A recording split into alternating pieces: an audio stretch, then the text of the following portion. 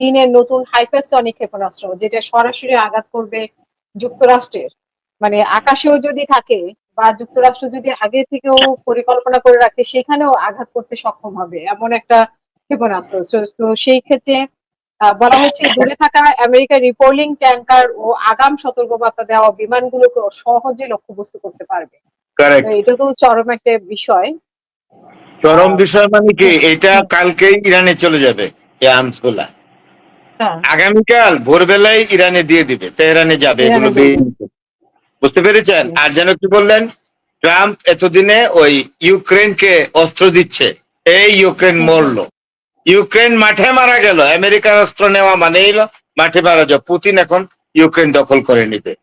আর এদিক থেকে চায়না যে হাইপারসনিক যে আর্মসটা, ড্রোনসটা বের করলো, এইটা চায়না আপনার ইয়াকে দিবে, মানে ইরানকে দিয়ে দিবে, ইফ নেসেসারি রাশিয়াকে দিবে, ইউক্রেনের বিরুদ্ধে রাশিয়াকে দিবে, যেন আমেরিকা যেন ইউক্রেনকে সহযোগিতা করে, আমেরিকা যেন এই ইউক্রেন রাশিয়ার যুদ্ধে আপার হ্যান্ড নিতে না পারে।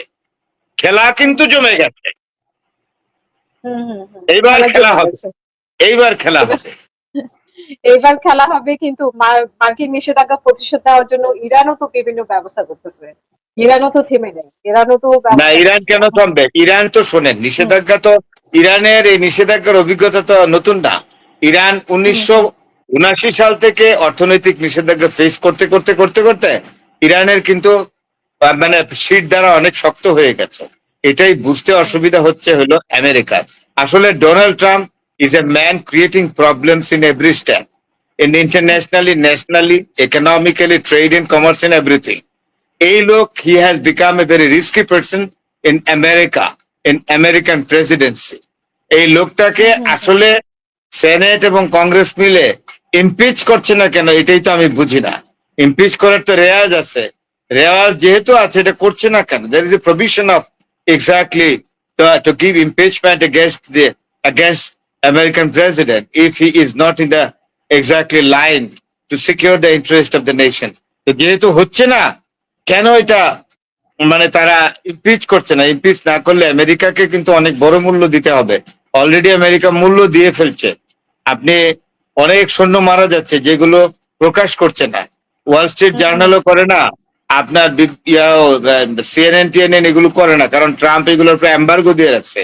সিএনএন কে তো ট্রাম্প দেখতেই পারে না, বলছে যে আমেরিকার বিরুদ্ধে যদি কোনো রিপোর্ট করো তাইলে তোমাদের কিন্তু আমি দেখে ছাড়বো। তাইলে যে ওয়েস্টার্ন মিডিয়া গুলা is very much constrained by the decision of Donald Trump not to leak out or disclose the American soldiers being killed in the battlefield at the hand of Iranians, এটা বলে না। আর মোস্তফা খামেনির নতুন করে একটা video প্রকাশ হয়েছে, এটা কি আসলে গুজব নাকি আসলে ওনাকে দেখা গিয়েছে? আসলে এটা সম্পর্কে আমি তাৎক্ষণিক মন্তব্য করি না, কারণ যারা, আমি কিছু মনে নেন না, কোন চ্যানেল আছে হঠাৎ করে মানে বিভিন্ন ধরনের ভিডিও এগুলো তৈরি করে, কিন্তু এটা সত্যি না মিথ্যা আমি শিওর না।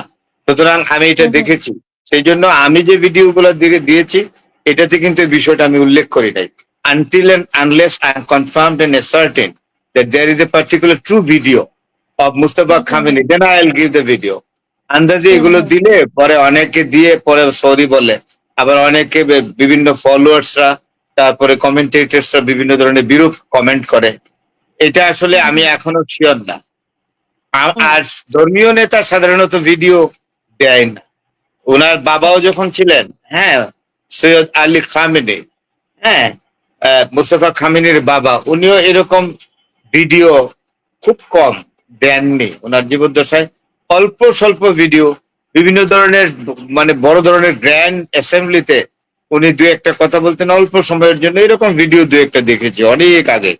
কিন্তু এরকম ক্রুশাল মোমেন্টে মুস্তাফা খামেনি ভিডিও দিবে, আমি এটা নিয়ে আমার একটা কনফিউশন আছে। আই এম নট শিওর, দিতেও পারে নাও দিতে পারে। শিওর হলে ভিডিও দেওয়া যেত, আমরা হয়তো আমাদের বক্তব্য রাখতে পারবো।